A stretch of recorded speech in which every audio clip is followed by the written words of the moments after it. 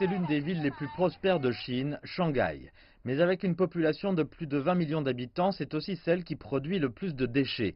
Les déchets urbains de Shanghai s'élèvent à plus de 9 millions de tonnes par an, dont la plupart sont brûlés ou enterrés. La ville promet de faire recycler 35% de ces déchets d'ici la fin de 2020. Mais les experts affirment que cela ne sera pas possible si les déchets de Shanghai ne sont pas triés correctement. Et si plusieurs types sont dans le même bac, les éboueurs n'auront pas le temps de les trier eux-mêmes.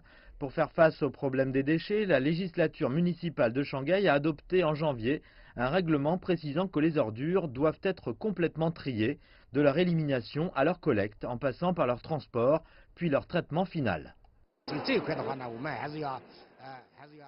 Nous renforcerons l'application de la nouvelle règle, mais bien sûr, elle vient d'être publiée et les citoyens ne pourraient pas être en mesure de comprendre comment les déchets doivent être triés. Nous allons donc les éduquer d'abord et punir uniquement ceux qui refusent de corriger leur comportement.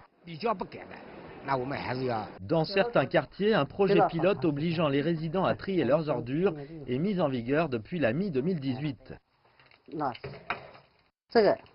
Ce sont des déchets secs, des emballages de bonbons en plastique, des mouchoirs en papier, etc. C'est pour le bien-être de notre prochaine génération.